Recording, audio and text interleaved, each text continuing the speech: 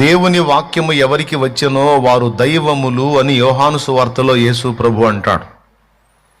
బాప్తిస్మమిచ్చు యోహానుకు ఈ ధన్యత కూడా లభించింది.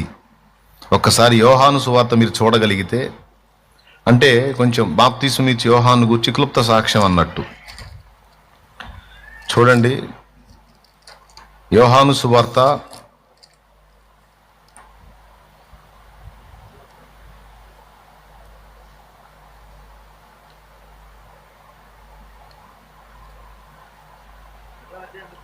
10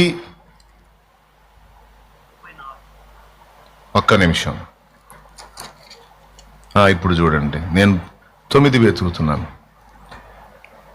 10వ అధ్యాయము 34వ వచనం చూడండి. అందుకు యేసు, మీరు దైవములని నేను అంటినని మీ ధర్మశాస్త్రంలో వ్రాయబడి ఉండలేదా?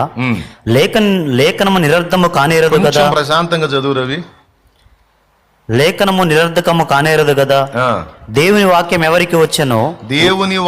ఎవరికి వచ్చెనో వారే దైవములని చెప్పిన ఎడల నేను దేవుని కుమారుడనని చెప్పినందుకు తండ్రి ప్రతిష్ఠ చేసి ఈ లోకంలోనికి పంపిన వానితో నీవు దేవదూషణ చేయుచున్నావని చెప్పుదురా? చూడండి, దేవుని వాక్యం ఎవరికి వచ్చెనో వారు దైవములట. దేవుని వాక్యం ఎవరికి వచ్చిందో వాళ్ళు ఎవరట? దైవములట.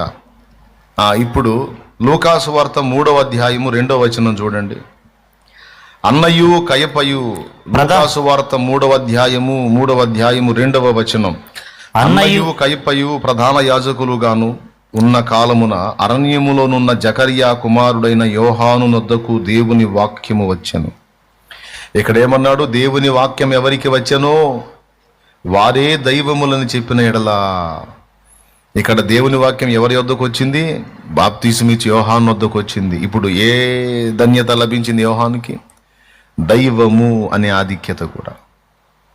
ఇప్పుడు ఎన్నైనాయి మొత్తం?